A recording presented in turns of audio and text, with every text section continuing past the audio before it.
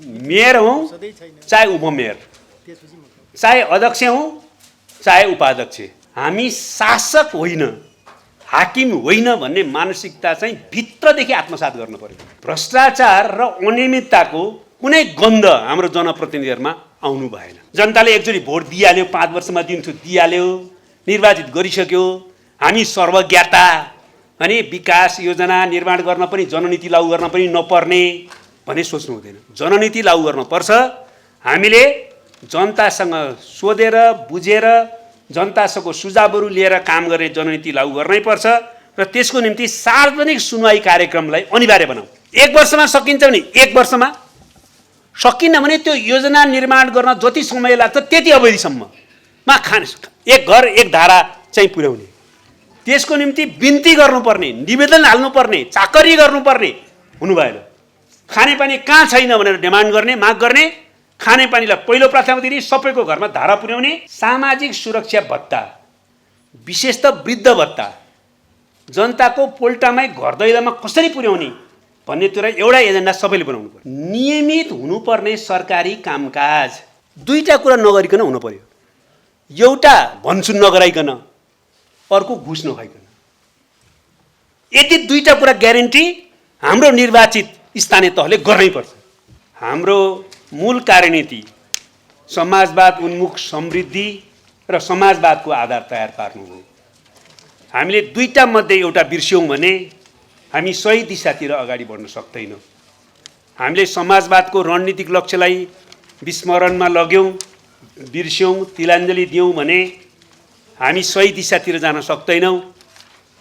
र हामीले समाजवादको रणनीतिक लक्ष्यलाई त केन्द्रबिन्दुमा राख्यौँ, तर वास्तवमा त्यो हासिल गर्नका निम्ति आवश्यक अहिले भने जनताको जीवन परिवर्तन गर्ने गरी हामीले उत्पादनको वृद्धि गर्ने, उत्पादक शक्तिको वृद्धि गर्ने, सामाजिक आर्थिक रूपान्तरण गर्ने र सामाजिक न्याय सहितको समृद्धि हासिल गरेर समाजवादको आधार तयार पार्ने, यो तत्कालको मुख्य कार्यभारलाई बिर्स्यौँ भने पनि हाम्रो समाजवादको कुरा नाराका नारा हुन्छ। त्यसकारणले गर्दा यो दुईटा कुराको द्वन्द्वात्मक सम्बन्ध हुन्छ। यो दुईटा कुरालाई हामीले एकदम राम्रोसँग स्मरण गर्नु र दृढतापूर्वक त्यसलाई पक्रन जरुरी छ। र त्यसको सन्दर्भमा प्रारम्भमा एउटा कुरा म भन्न चाहन्छु, यो बाटो के हो हाम्रो भन्ने सन्दर्भमा हाम्रो बाटो जो हामीले लिएका छौँ अहिले, त्यो बाटोले गर्दाखेरि धेरै भ्रम र अन्योलहरू पैदा भएको पनि मैले देखेको छु। हाम्रो बाटो अहिले हामीले शान्तिपूर्ण बाटो भनेका छौँ। शान्तिपूर्ण बाटोको अहिलेको मुख्य पक्ष शान्तिपूर्ण प्रतिस्पर्धा हो। तर प्रारम्भमा के कुरा सबैलाई ध्यानाकर्षण गराउन चाहन्छु भने हामीले शान्तिपूर्ण प्रतिस्पर्धा भनेको शान्तिपूर्ण बाटोको सम्पूर्ण पक्ष होइन।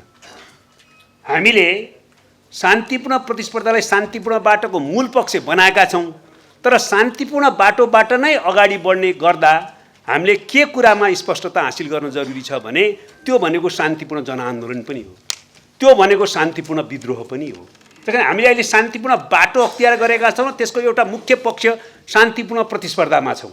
यो कुरालाई हामीले बुझ्न जरुरी भयो। र एउटा यो कुरालाई स्पष्ट पार्दै पार्टीले के पनि भनेको छ भने हामी शान्तिपूर्ण बाटोबाट त्यसको मुख पक्ष शान्तिपूर्ण प्रतिस्पर्धा बनाएर अहिले अगाडि बढ्न चाहन्छौँ र नेपालमा समाजवाद उन्मुख समृद्धि हासिल गर्दै समाजवादको दिशातिर जान चाहन्छौँ र वास्तविक समाजवाद निर्माण गर्न चाहन्छौँ। तर कथम कदाचित कुनै ढङ्गले शान्तिपूर्ण बाटोलाई अवरुद्ध गरियो भने जनताले जे गर्दाखेरि समाजवादी क्रान्ति सम्पन्न गर्न सक्छ त्यो बाटो अख्तियार गर्नु पनि हाम्रो निम्ति अनिवार्य दायित्व हुन जान्छ भन्ने कुरा पनि पार्टीले भनेको छ। त्यसकारणले यो कुरामा स्पष्टता हासिल गर्न जरुरी छ। र योसँग जोडिएको कुरा के हो भने हाम्रो धेरै साथीहरूले, पार्टीका साथीहरूले, जनप्रतिनिधि साथीहरूले भन्ने के गरेको सुनिन्छ भने संसदीय व्यवस्थामा आइएपछि यो अभ्यासमा आइएपछि त यस्तो विकृति फोहोर त हुने नै भयो नि भन्ने कुरा गरेको देखिन्छ। शान्तिपूर्ण प्रतिस्पर्धा भन्नु र संसदवाद भन्नु एउटै कुरा होइन, एकदम प्रष्ट हुनुपर्छ। हामी अहिले शान्तिपूर्ण प्रतिस्पर्धामा छौँ, तर पुँजीवादलाई सघाउ गर्न, पुँजीवादलाई बलियो बनाउन हामी शान्तिपूर्ण प्रतिस्पर्धामा आएका होइनौँ। हाम्रो शान्तिपूर्ण प्रतिस्पर्धा संसदवाद होइन। हाम्रो शान्तिपूर्ण प्रतिस्पर्धामा सहभागिता पुँजीवादलाई सुदृढ बनाउने काममा सहभागिता होइन। हामी शान्तिपूर्ण प्रतिस्पर्धा मार्फत पुँजीवादको विरुद्ध जान चाहन्छौँ। त्यस कारणले हामीले चलन चल्तीमा संसदीय व्यवस्था जो भनेका छौँ त्यसलाई पुँजीवादलाई भने हो। जनप्रतिनिधिमूलक प्रणालीलाई नै संसदीय व्यवस्था मान्ने र जनप्रतिनिधि संस्था चाहिँदैन भने जसरी सोध्ने, त्यसको लागि निर्वाचन चाहिँदैन भने जसरी सोध्ने जो चिन्तन छ त्यो भने चाहिँ संसदवाद हो भन्ने चिन्तन छ, त्यो गलत छ। यसमा स्पष्टताको आवश्यकता छ। आज हामीले अन्तर्राष्ट्रिय कम्युनिस्ट आन्दोलन र प्रतिक्रान्तिको सीमावलोकन गरेर त्यसको शिक्षा लिने सन्दर्भमा पनि चाहे 21औं शताब्दीमा जनवादको विकासको दस्तावेजमा होस्, चाहे अन्तर्राष्ट्रिय कम्युनिस्ट आन्दोलन र प्रतिक्रान्तिको शिक्षा सम्बन्धी दस्तावेजमा होस्, हामीले भनेको कुरा के छ भने हामीले सत्ता सञ्चालनमा सर्वहारा श्रमजीवी जनताको प्रत्यक्ष सहभागिताको संस्थागत प्रणालीको विकास गर्नेछौँ, जुन मामलामा कमजोरी भएको थियो। त्यसकारण हामी जनप्रतिनिधि संस्थाकै पक्षमा छौँ, हामी निर्वाचनको पक्षमा छौँ। तर त्यो निर्वाचन कुन ढङ्गले अगाडि बढाउने, जनप्रतिनिधि संस्थाको पूरक श्रमजीवी वर्गको अर्को मेकानिजम के हुन्छ भन्ने बारेमा पनि हामीले अन्वेषण गर्नुपर्ने आवश्यकता छ। तर हामी जनप्रतिनिधि संस्था र जनप्रतिनिधिको प्रणालीको पक्षमा हुन्छौँ र त्यो भनेको पुँजीवादमा सहभागिता होइन। किनभने अहिले हाम्रो यो शान्तिपूर्ण प्रतिस्पर्धामा सहभागिता, यो निर्वाचनमा सहभागिता, यो स्थानीय तह वा प्रदेश वा सङ्घीय निर्वाचनमा सहभागिता र त्यो जनप्रतिनिधि संस्थाहरूमा हाम्रो भूमिका चाहिँ पुँजीवादलाई सहयोग गर्न होइन, पुँजीवादलाई सुदृढ गर्न होइन, बरु पुँजीवादलाई भत्काउन हो भन्ने कुरालाई बुझ्न जरुरी छ। पहिलो यो बुझिएन भने हामी निर्वाचन लड्नुको कुनै अर्थ हुँदैन, हामीले कुनै स्थानीय तह वा प्रदेश वा सङ्घमा निर्वाचन जित्नुको पनि कुनै अर्थ हुँदैन। त्यसकारण पहिलो कुरा म यसबारेमा नै सबैको ध्यानाकर्षण गराउन चाहन्छु। दोस्रो कुरा, नीतिगत रूपले हामीले बुझ्नुपर्ने कुरा के हो भने हाम्रो देशमा, हाम्रो समाजमा अहिले पनि हामीले पहिला भन्ने गरेको राष्ट्रिय पुँजीवाद वा प्रगतिशील पुँजीवादको अवस्था होइन। यसको मुख्य पक्ष चाहिँ दलाल पुँजीवादको अवस्था हो। अहिले विश्वमा जो भूमण्डीकृत पुँजीवाद छ र त्यसको मुख्य सञ्चालन संयन्त्र नव उदारवाद छ, नीतिगत संयन्त्र, त्यो नव उदारवाद र भूमण्डीकृत पुँजीवादको कारणले विश्वव्यापी रूपमा अहिले नव उपनिवेशीकरणको प्रक्रिया छ। त्यो नव उपनिवेशीकरणको प्रक्रियामा राष्ट्रिय पुँजीको विकास सहज ढङ्गले हुन सक्दैन। त्यसकारणले राष्ट्रिय पुँजीको विकास र उत्पादक शक्तिको विकास नगरिकन समाजवादको आधार तयार पार्न नसकिने र समाजवादमा जान नसकिने, तर हामी सामान्य ढङ्गले अगाडि बढ्दाखेरि चाहिँ त्यो राष्ट्रिय पुँजीको विकास नहुने। किनभने नेपालको सन्दर्भमा ठुला पुँजीपति वर्ग वा उच्च मध्यम स्तरका पुँजीपति वर्ग पनि भूमण्डीकृत पुँजीवादको सञ्जालमा प्रवेश गरिसके। उनीहरूलाई राष्ट्रिय पुँजीको दिशातिर, राष्ट्रिय पुँजीपति वर्गको दिशातिर विकास गर्न पनि हामीलाई धेरै गाह्रोको स्थिति छ। त्यस कारणले गर्दाखेरि यो राष्ट्रिय पुँजीको साँच्चै विकास गर्ने हो भने हामीले तलबाट मेहनत नगरिकन हुँदैन। माथि ठुला पुँजीपति वर्ग र उच्च मध्यम वर्गलाई प्रोत्साहित गर्ने प्रक्रियाबाट नेपालमा राष्ट्रिय पुँजीको विकास हुने स्थिति छैन। त्यो नवोन्मेषको जालोमा छ। अहिले उनीहरूको मातहत, उनीहरूको अन्तर्गत काम गरिराखेका छन्, त्यसैबाट उनीहरू लाभ लिन्छन्। त्यस कारण तल हामीले कृषिको रूपान्तरण, कृषिजन्य उद्योगहरूको विकास र तलबाट चाहिँ हामीले सहकारीहरूको भूमिकाको वृद्धि, सामूहिक संस्थाहरूको भूमिकाको वृद्धि गरेर मात्रै नेपालमा राष्ट्रिय पुँजीको विकास हुनसक्छ र त्यस पछाडि मात्रै हामीले भनेको समाजवाद उन्मुख समृद्धि हुनसक्छ। त्यसको निम्ति हामीले के कुरा बुझ्नु पर्यो भने समाजवाद उन्मुख दिशातिर नजोडिकन राष्ट्रिय पुँजीको विकास नेपालमा हुँदैन। कसैले शुद्ध राष्ट्रिय पुँजीको विकास गर्ने, राष्ट्रिय पुँजीवादको विकास गर्ने, त्यसपछि समाजवादमा जाने भन्छ भने त्यो भ्रम हो। हामीले समाजवादको अभिमुखीकरण, समाजवादको दिशातिर हाम्रा सारा विकासको प्रक्रिया नजोड्ने हो भने राष्ट्रिय पुँजीको विकास र समृद्धिको दिशातिर हामी जान सकिन्न। त्यो दलाल पुँजीवादको डोमिनेसनको बीचबाट हामी चाहिँ परम्परागत पश्चिमी मोडेलको विकासको प्रक्रियामा रुमलिन्छौँ। त्यस कारणले गर्दाखेरि हामीले आफ्नो लक्ष्य बिर्सिएका हुन्छौँ। त्यस कारण यो कुरा चाहिँ म दोस्रो कुरा भन्न चाहन्छु। तेस्रो कुरा, विकासको अवधारणाका बारेमा हामी तल विकास गर्ने भन्छौँ, स्थानीय तह त झन् सबभन्दा बढी विकासको अवधारणासँग सम्बन्धित छ, विकास गर्ने भन्ने कुरासँग सम्बन्धित छ। यद्यपि यो लोकतन्त्रको मूल जग पनि हो।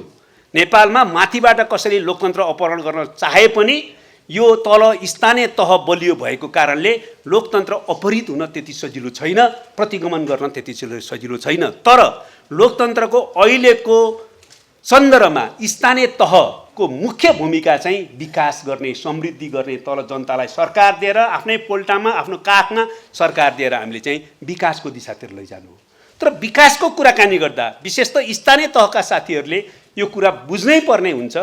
हाम्रो स्थानीय तहमा विकास जसरी गर्न खोज्दैछौँ त्यसले हामीलाई विकास होइन, ठुलो एउटा चाहिँ समस्या सृष्टि गर्ने दिशातिर लैजान सक्छ।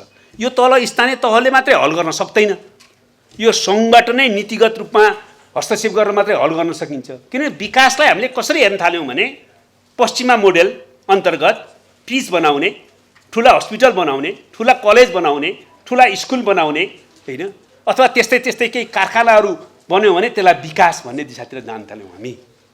त्यसो गर्दाखेरि त्यो त बनाउनै पर्छ। जीवनका आवश्यकताहरू, जनतालाई सुविधा दिन ती संरचनाहरू निर्माण, ती सेवाहरूको निम्ति आवश्यक व्यवस्था त हामीले गर्नै पर्छ। तर त्यसको एउटा मुख्य कडी हामीले छोडिराखेका छौँ अहिलेसम्म। त्यो भनेको के भने उत्पादन र रोजगारीसँग स्थानीय जनतालाई जोड्नु। उत्पादन र रोजगारीसँग जोड्न सकेनौँ भने हाम्रा विकासका संरचनाहरू कालक्रममा खण्डहरमा परिणत हुनेछन्। किन मान्छे चाहिँ या त खाडी मुलुकमा जान्छ, होइन, खाडी मुलुकमा गएकाहरू र सहरका नेपालकै सहरका केन्द्रमा जान्छन् र बिस्तारै बिस्तारै गाउँ बस्तीहरू उजाड हुन्छन्। एक चरणसम्म चाहिँ दसैँ तिहार मान्न अथवा आफ्नो अरू कुनै मान्न, विभिन्न जातीय भाषिक सांस्कृतिक समुदायले आफ्नो चाडपर्व मान्न पहिला जन्मेको हुर्केकै गाउँमा जाउन् त भन्ने ठाउँसम्म त एक तहसम्म हुन्छ, पछाडि त्यो पनि बाँकी रहन्छ र त्यो खण्डहर भन्छ। किन मान्छे त्यहाँ बस्ने कुरा, मान्छेको जनजीवनको आधार त्यहाँ सृष्टि नगरिकन त्यो विकास चाहिँ दिगो विकास हुनै सक्दैन र त्यहाँ बस्ती रहँदैन। त्यसकारणले हामीले बनाएका विकासका संरचनाहरू ध्वस्त हुने, मान्छे अर्को ठाउँमा सिफ्ट गरिसकेको हुने स्थिति आउने खतरा छ। यो बारेमा चाहिँ हामी अहिलेदेखि सचेत हुनुपर्ने आवश्यकता छ। त्यसकारण हाम्रो फोकस अबको स्थानीय तहले गर्ने गर्दाखेरि चाहिँ विकासका अरू हामीले भन्ने गरेका परम्परागत आवश्यकताहरूलाई सम्बोधन गर्ने, तर मुख्यतः उत्पादन र रोजगारीसँग जनतालाई जोड्ने र त्यहाँ नै जनता बस्न सक्ने, जीविकोपार्जन गरेर बस्न सक्ने आधार तयारी नआरिकन हुँदैन। तेस्रो कुरा मैले ध्यान आकर्षण गर्न खोजेको कुरा त्यो हो। र चौथो कुरा, हाम्रो संविधानले संहिताको विशेष व्यवस्था गरेको छ। यो संहिता सामान्यतया अरू धेरै मुलुकहरूमा भए जस्तो संहिता होइन।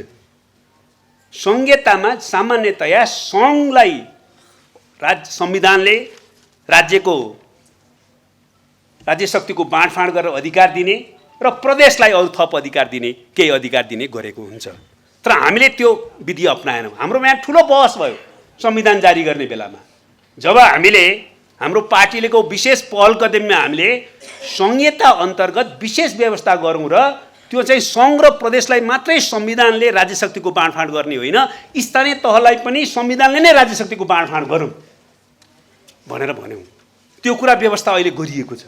तर यो संहिता विशेष मोडेलको संहिता छ। त्यसैले गर्दाखेरि यो संहितामा स्थानीय तह अत्यन्तै अधिकार सम्पन्न छ। यो अधिकार सम्पन्न स्थानीय तहले समाजवादको आधार तयार निर्माण गर्न र त्यसको निम्ति समाजवादमुख समृद्धिको दिशातिर लैजाने र जनतालाई चाहिँ एउटा नयाँ मान्छे बन्नेतिर लैजानका निम्ति धेरै कुरा गर्न सक्छ।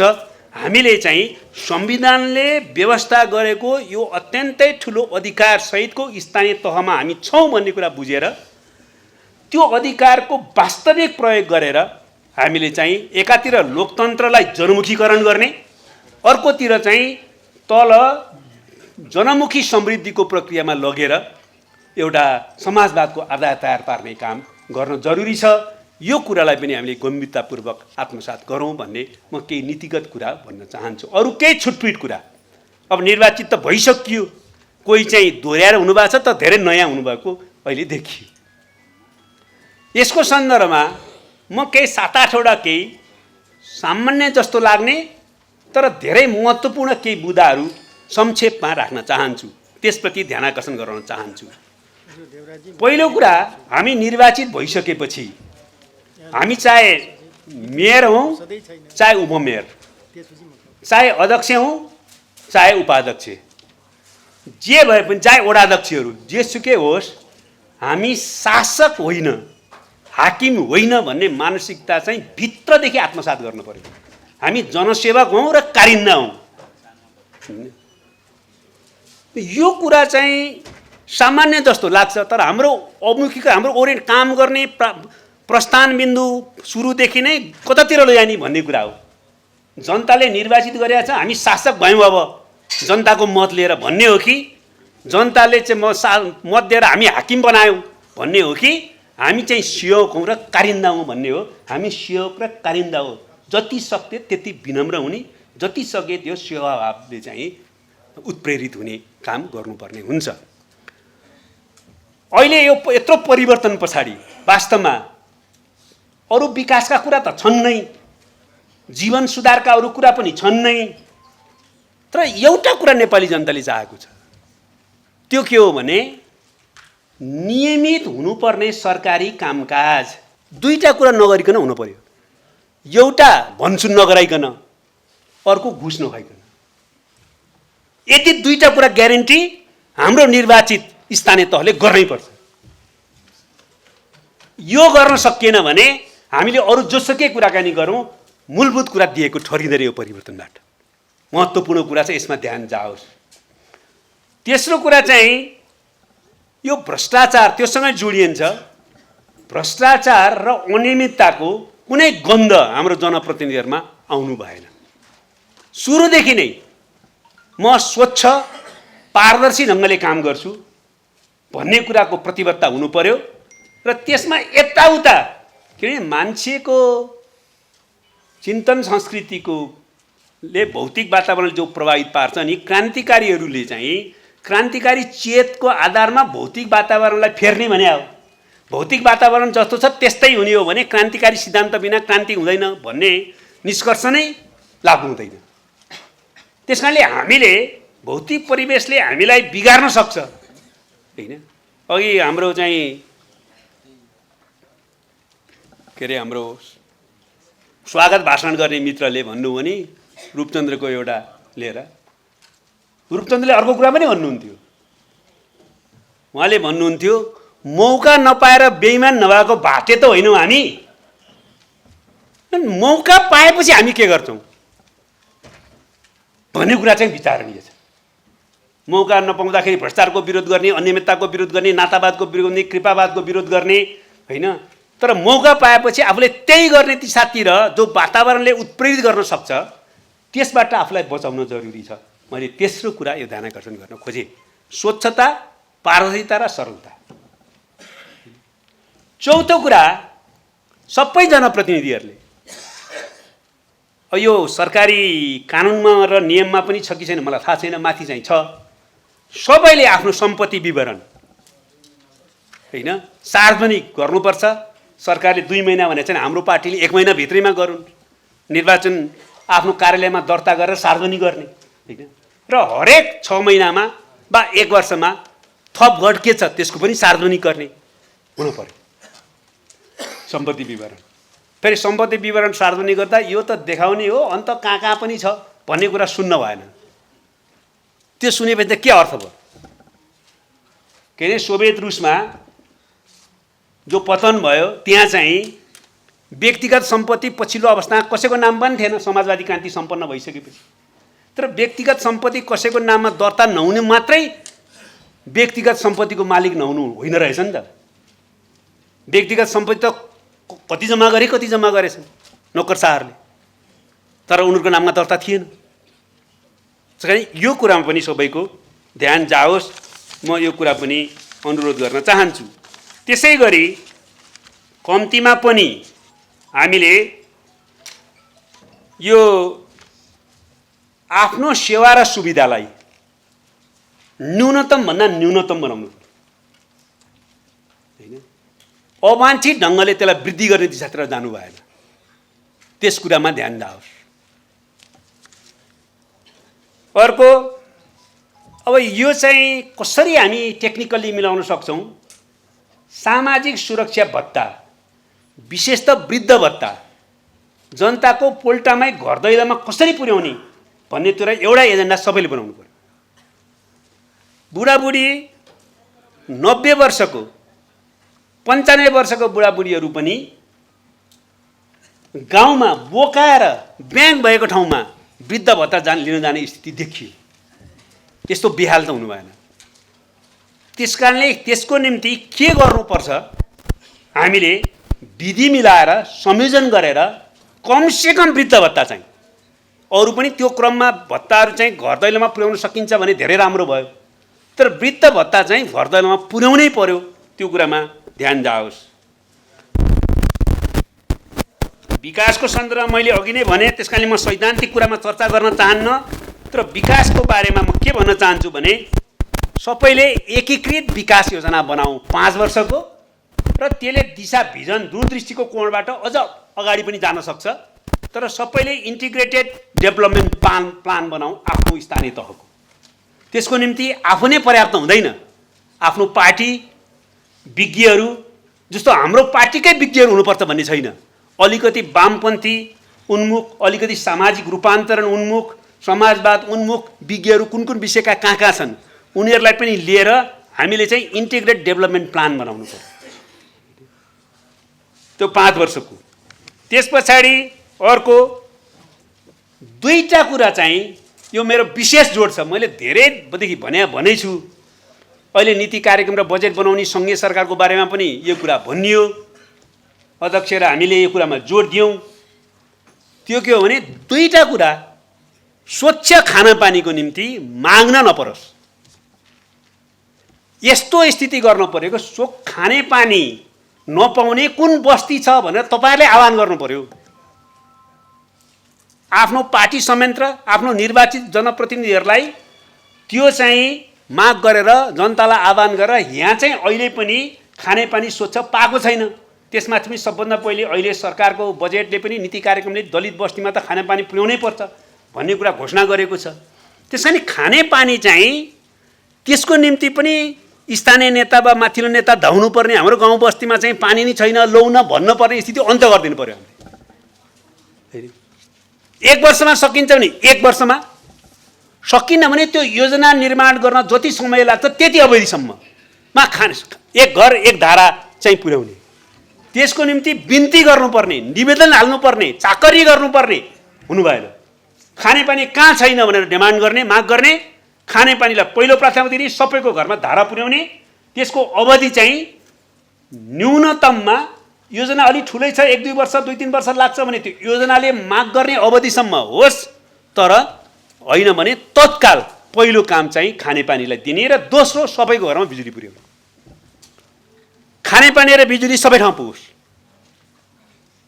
त्यो कुरामा सबैको ध्यान जानु पर्यो। दोस्रो, तेस्रो विकासको कुराकानी गर्दाखेरि अहिले शिक्षा, स्वास्थ्य, कृषिको रूपान्तरण, उत्पादन रोजगारी, पूर्वाधार विकास, पर्यटन, ऐतिहासिक वस्तु र थलोहरूको संरक्षण र संस्कृतिको संरक्षणमा ध्यान दिउँ। अरू कुरा हामीले भन्दै आइरहेका छौँ। म शिक्षाको बारेमा र स्वास्थ्यको बारेमा भन्न चाहन्छु। विशेषतः हाम्रो तलदेखि माथिसम्म शिक्षालाई ध्यान पुगेको छैन। अहिले पनि हामीले बजेट बनाउन सकेनौँ। सङ्घीय बजेटमा पनि जति छ त्यति भयो, गत वर्षको जति छ त्यति भयो। मतलब अरू उत्पादनमा हामीले लगानी गर्ने, तर 20 वर्ष जो एउटा व्यक्ति जुन क्षेत्रमा जान्छ त्यसमा चाहिँ हामीले लगानी बढाउँदैनौँ भने देश बन्दैन। 20 वर्ष एउटा मान्छे 4 वर्षदेखि हैन 25 वर्षसम्म ऊ विद्यार्थी हुन्छ, अनि त्यसमा लगानी गर्ने कुरामा कन्जुसै गरेर अन्तको बजेट छैन, अन्त लगाउनु पर्यो भने बाटो काटे हुन्छ, बरु बिजुलीको एउटा योजना काटे हुन्छ, बरु ठुल्ठुलो योजना, बत्ती त घर घरमा पुर्याउनु पर्यो। त्यसबाहेक शिक्षाको क्षेत्रमा बढीभन्दा बढी हामीले बजेट विन्यास गर्नुपर्छ। शिक्षालाई कायापलट नगरिकन समाज रूपान्तरणको प्रक्रिया अगाडि बढ्न सक्दैन। यो कुरामा ध्यान दिनु। शिक्षामा के गर्ने ठोस रूपमा छलफल गरौँला, तर शिक्षामा हामीले ध्यान दिनु। उत्पादनको सबभन्दा मुख्य थलो नै शिक्षा हो। एउटा मान्छेलाई पुस्तालाई 20 वर्षसम्म एक ठाउँमा राख्छौँ शिक्षाको लागि भनेर त्यहाँ चाहिँ लगानी गर्दैनौँ। त्यो खालि हामीले चाहिँ सार्वजनिक संस्था मतलब सामुदायिक विद्यालयहरूमा पनि बोर्डिङ स्कुल जस्तै गुणस्तरीय शिक्षा दिने भनेको पनि त्यो एउटा अर्थमा मात्रै सीमितीकरण छ, त्यो गलत छ। त्यो के छ भने बोर्डिङ स्कुलको जस्तै परीक्षामा राम्रो नम्बर ल्याउने, अङ्क धेरै ल्याउने भन्नेमा सीमित छ। त्यो अवधारणा नै गलत हो। माने शिक्षाले त कमसेकम पहिला जीवनको शिक्षा दिनु पर्यो। लाइफको शिक्षा निम्ति शिक्षा हो कि जीविकोपार्जनको निम्ति शिक्षा हो? लाइफ अन्तर्गत जीविकोपार्जन पर्नुपर्छ। जीवन दृष्टिबिन्दु नदिने तर जीविकोपार्जन मात्रै सीमित गर्ने चाहिँ म्यानुअल दास बनाउन खोज्दैछौँ हामी शिक्षा मार्फत, भोकेसनल एजुकेसन वा अरू केहीको नाममा। जीवन दृष्टिकोण देखेर जीवनको शिक्षा दिनु पर्यो, त्यसपछि त्यसको पूरक अङ्गको रूपमा जीविकोपार्जन पनि गरेर खाने शिक्षा चाहियो। त्यो सँगसँगै ऊ देशभक्त नागरिक होस् र त्यसले चाहिँ राष्ट्रको निम्ति चाहिँ गरिबी निवारण गरेर समृद्धि गर्ने ह्युमन रिसोर्स पनि बन्यो। 4वटा लक्ष्य हुन्छ शिक्षाको। पहिलो लक्ष्य त जीवन शिक्षा हो नि।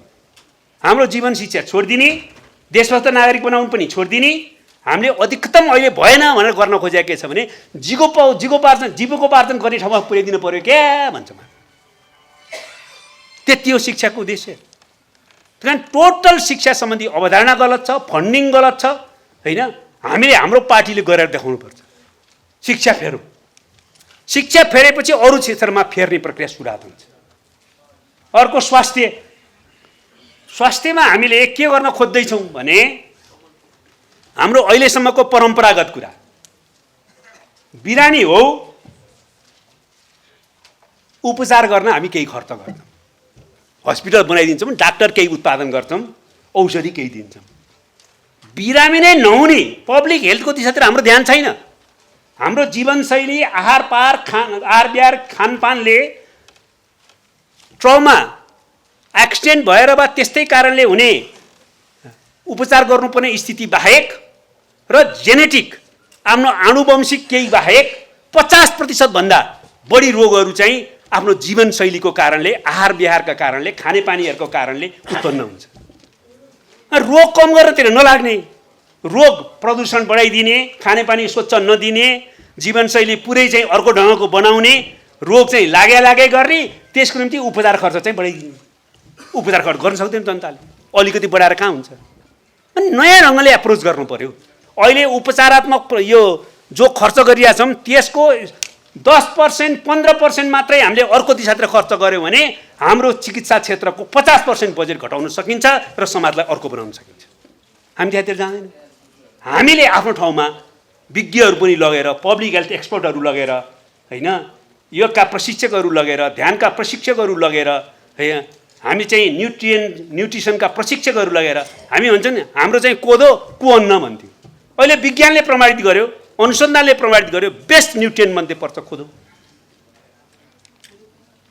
भने यस्तो थुप्रै कुराहरू छन् होइन। त्यसमा यो शिक्षा र स्वास्थ्यमा चाहिँ फन्डामेन्टली नयाँ ढङ्गले जानुपर्छ। त्यो कुरामा सबैको ध्यान जाओस् भन्ने म चाहन्छु। अघि विकासको अवधारणाको बारेमा मैले भनि नै हालेँ। त्यस्तै मैले सकेँ। अब यो हामीले अर्को चाहिँ पर्यावरणको रक्षा, विकासको कुराकानी गर्दाखेरि एकदम ध्यान दिनुपर्छ होइन। हरित विकासको दिशातिर जानुपर्छ। जताततै डोजर लगाइदिएछ, भोट हामीले पनि भोट कहाँबाट आउँछ बाटो ल्याइदियो भनेछ भने डोजर ठेलिदियो होइन। भल बगिरहेछ, हिउँदमा चाहिँ उनै छ के अरे धुलै धुलो, अरू बेलामा बाढी जाने छ, हिलो हुनेवाला छ होइन, प्रकृति नष्ट हुनेवाला छ। यो दिशातिर पनि हाम्रो ध्यान जानु पर्यो र चाहिँ हामीले पर्यावरणको रक्षा र हरित विकासको अवधारणामा जानु पर्यो। अर्को 8औं चिजमा के भन्छ, जननीति लागू गरौँ है। हामी नै श्रेष्ठ छौँ। जनताले एकचोटि भोट दिइहाल्यो, 5 वर्षमा दिन्छु दिइहाल्यो, निर्वाचित गरिसक्यो, हामी सर्वज्ञता अनि विकास योजना निर्माण गर्न पनि जननीति लागू गर्न पनि नपर्ने भन्ने सोच्नु हुँदैन। जननीति लागू गर्नुपर्छ। हामीले जनतासँग सोधेर बुझेर जनतासँग सुझावहरू लिएर काम गर्ने जननीति लागू गर्नै पर्छ र त्यसको निम्ति सार्वजनिक सुनवाई कार्यक्रमलाई अनिवार्य बनाऊ। सार्वजनिक सुनवाई कार्यक्रम अनिवार्य बनाऊ। त्यसले हामीलाई धेरै कुरामा मद्दत गर्न सक्छ र जनतासँगको अरू नियमित अन्तर्क्रियाको कार्यक्रम योजना निर्माण गर्दा होस् त्यसको कार्यान्वयन गर्दा होस्। अनि यो उपभोक्ता समितिको कुरा छ। यो उपभोक्ता समितिको कुराकानी गर्दा जनतालाई संलग्न गराएर सहभागितामूलक विकास गर्नु ठिक छ, तर उपभोक्ता समिति बनाउने भने चाहिँ अलिकति यसो त्यहाँबाट केही गर्न पाइन्छ भन्ने मानसिकताबाट मुक्त गराउनु। त्यहाँ कडा हुनु पर्यो।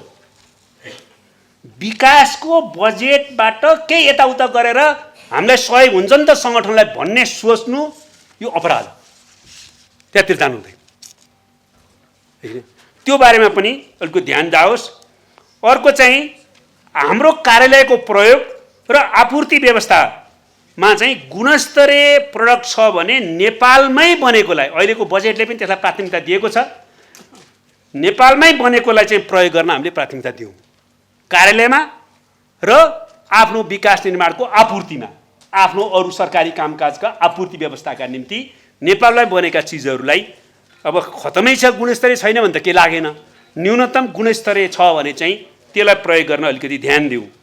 अब यहाँ प्रशिक्षण नै छ, डिजिटलाइजेसनको प्रक्रिया है, जनताको सूचनाको हकलाई ग्यारेन्टी गर्ने र हाम्रो कार्य सम्पादन प्रक्रिया चाहिँ डिजिटलाइजेसनको प्रक्रियामा जाने कुरामा अलि मेहनत गर्नु पर्यो। र अर्को कुरा चाहिँ हामीलाई मत दिने नदिने सबै हाम्रा जनता हुन्। सबै जनताको लागि सेवा सुविधा दिने काममा हामीले भेदभाव रहित ढङ्गले काम गर्नुपर्छ। त्यसो गर्दाखेरि हामीले सङ्गठन पनि यो पार्टी पो यस्तो रहेछ भनेर त्यही बनाउन सक्छौँ। हामीलाई भोट दिनलाई मात्रै गर्यो होइन, काङ्ग्रेस त्यसो गर्ला, एमाले त्यसो गर्ला, अरू पार्टीले त्यसो गर्दा हामी चाहिँ सबै जनताको सेवा गर्छौँ भनेर अरू हाम्रो सङ्गठनमा आबद्ध नभएकाहरू वा यसपल्ट हामीलाई भोट नदिएकाहरूलाई पनि हामीले गोलबन्द गर्ने साथीतिर जानुपर्छ। र अन्तिम कुरा म के भन्न चाहन्छु भने पार्टी पार्टी र पार्टी, यो देश र जनताको कुरा गरेँ मैले, सबै देश र जनताका निम्ति यो काम गर्नका निम्ति हामीले पार्टीको मार्गदर्शनमा काम गर्नुपर्छ। त्यसको निम्ति पार्टीको मार्गदर्शन संयन्त्र त्यहाँ बनाइन्छ हरेक तहमा। त्यो संयन्त्रको मार्गदर्शन लिएर त्योसँग सल्लाह गरेर मात्रै हामीले अरू कामहरू गर्नुपर्छ। यहाँ दुईवटा समस्या देखिरहेको छु मैले। एउटा चाहिँ सल्लाह गरेन निर्वाचितहरूले भन्ने चाहिँ के देखाएको छु नेताहरूले भने, पार्टीका नेताहरूले त्यो नियुक्ति सुक्तिमा छ नि अथवा ठेकापट्टाहरूमा होइन, त्यो चाहिँ आफूले गर्यो भन्ने मार्गदर्शन दिने भने त मूलभूत रूपमा त्यो होइन नि, त्यो पनि हो।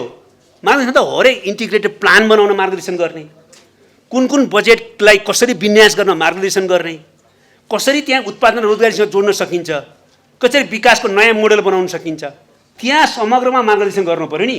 मार्गदर्शन भने एक कर्मचारी नियुक्ति गर्ने वा अरू केहीमा नियुक्ति गर्ने हामीलाई सोधेनौँ भनेर उपेक्षा गर्यो भन्ने कुरा मात्रै ठिक छैन एउटा। अर्कोतिर चाहिँ निर्वाचितहरूले पनि पार्टीका नेताहरूले भन्छन् भने यसो नियुक्ति सुक्तिमा चाहिँ सोधिदिने, अरू चाहिँ जे मन लाग्छ त्यही गर्ने, यो कुरा ठिक छैन, यसलाई हामीलाई ध्वंस पार्छ। त्यसैले पार्टीलाई केन्द्रबिन्दुमा राखेर पार्टीको मार्गदर्शन सम्बन्धित तहमा बनाइने संयन्त्रसँग छलफल गरेर काम गर्ने प्रक्रिया अगाडि बढाउनुहोस्। त्यसो भयो भने हामी चाहिँ गुणस्तरीय काम गर्न सक्छौँ र हामी अहिले समाजवाद उन्मुख समृद्धिको काममा योगदान गर्दै समाजवादको बाटोमा लम्कन सक्छौँ। यति भन्दै म बिदा हुन्छु। लाल सलाम।